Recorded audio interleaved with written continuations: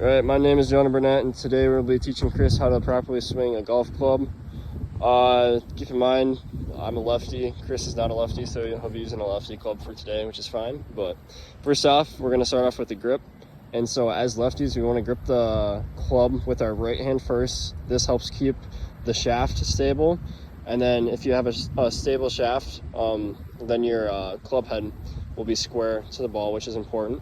And then he's going to place his left hand over his right, and then he's going to interconnect his pointer and pinky finger. So the pointer on the right hand is interlocking with the pinky on the left hand. And this just helps create like a stable hold throughout the golf club, so it's not sliding around, but it's not too stable to where he's tense and locked up. He still wants to swing it as loosely as possible. There's other variations of the way to hold the club, but for now we're just going to keep it as so. And additionally, when he lines up to his target, a big thing he wants to keep in mind is making sure his shoulders are level. So they're not tilting one way or the other. They're not tilting back or forward. He's in a nice neutral position. Shoulders are neutral. And one cue I like to use is if we were to put a level measuring tool across his shoulder, it would be perfectly in line. So that is one of the cues I like to use. Second up, we're going to do the golf stance. So the main thing Chris wants to keep in mind for this is if he's using a 7-iron, when we're starting out, we want to keep the ball perfectly in line within our feet. This is just, so if one cue I would use is if you were to make an equilateral triangle, it's between the ball and his 2 feet, it would be perfect. If he slides, say he slides his feet forward, we don't want that. And if he slides his feet back, we don't want that either. We want him directly in line. Also, the way that he points his feet is crucial. So right now, he would be kind of aiming towards that second window on ram. If you were to turn his feet to the right, the ball would go towards the door. And if he turns it to the left, the ball would go towards the road. So whichever way you want the ball to go, say our target is that second window of ram, he wants his feet perfectly in line with that way. And right now, this is a really good stance. So the third step for this is the swing, which the swing is probably the most crucial part. One thing I like to keep in mind is when you're coming through the ball, one cue I use is it's very similar to a hockey swing, where your momentum kind of shifts towards your front foot. You see it with hockey players all the time. They shoot the puck, and their momentum brings them forward, which helps get more power on that puck. Also, like swinging an axe, you're not leaning on your back foot the whole time. You're coming through, and your momentum's coming through your front foot of the body. So Chris is just going to back up a little bit and take a couple practice swings.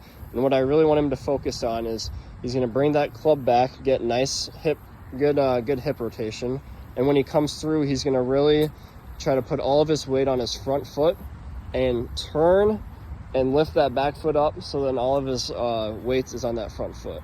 So if you can just do a couple practice swings and put all your momentum on that front foot, and yep, perfect. I like how when he finishes his swing, he comes up and points himself towards the target. So it's almost like he's just letting his body carry his momentum through as he hits that golf ball to bring power. Perfect. Some things you do not want to have in a golf swing. One is you're keeping all your weight on your back foot and you're not bringing yourself through. This causes it's called chunking the ball. So you kind of hit more of the ground than you do the actual ball. That's why during your downswing, you want to kind of shift your momentum towards the ball to prevent yourself from chunking. Also, yeah, big part is positioning where his feet is. If his feet are too far out, pointing to the left, pointing to the right, the feet is stable and it helps maintain that good swing. You don't want to, say you have a slice, you don't want to play the slice. You want to fix your swing first and then work on it. A third common mistake, this is kind of more advanced, but it's just knowing like what kind of clubs you need to use. So maybe you're hitting from 150 yards out and you use your driver and you overshoot it. You don't want that to happen. You kind of want to know where how far your clubs go in range so you can get that ball in the green. Another big common mistake that we pointed out in class was holding the golf club too tight. So if you want to just kind of loosely hold on to it and then grip it as hard as you can, it turns that golf head outwards. And so what he wants to do, instead of gripping it as hard as he can, he wants to maintain a nice neutral grip. That way when he holds on to it, that club head doesn't move. Because when you come through contact, you want that club head to stay as square as possible. Now what we're gonna do is we're gonna do our fitness drill for today.